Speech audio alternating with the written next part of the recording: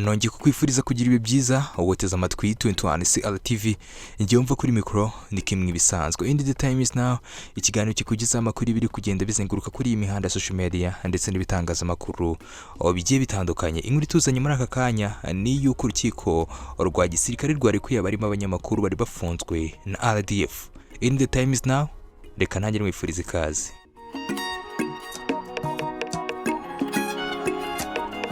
Reka nongere rero umwifuriza ikaze muri The Time is Now.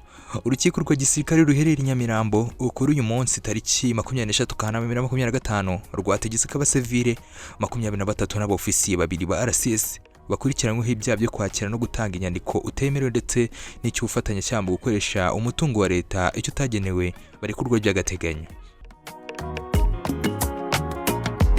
Ni mwisoma ry'urubanza ryafashe umwanzuro ku ifungwa n'ifungurwa ry'agateganyo ryabaye kuri wa kabiri tariki 23 Kanama 2025 aho urukiko rwategetse irekurwa ryabo by'agateganyo. Abasirikare batatu barimo Captain Penina Umutoni na Captain Penina Umurungi urukiko rwategetse ko bafungwa iminsi 30 y'agateganyo kuko hari impamvu zikomeye zituma bakekwaho ibyo byaha byose. Abasivili bafunguwe by'agateganyo barimo umunyamakuru Ndayishimiye Regan uzwi nka Rugaju, Ishimwe Ricard na Mucyo Anta Biganiro wahoze muri uyu mwuga ndetse n'umufana wa APR FC Mugisha Frank uzwi nka Jangwani. Mu bafunguwe kandi harimo umuvugizi wa RCS CCP Hilary Sengabo na CSP Olive Mukanabana na ukorera muri uru rwego rwa RCS. Ababuranaga kwifunga n'ifungurwa ry'agateganyo bakurikiranyweho ibyaha birimo ubufatanye cyangwa gukoresha umutungo wa leta icyo utagenewe byakozwe binyuzwe muri Minisiteri y'Ingabo.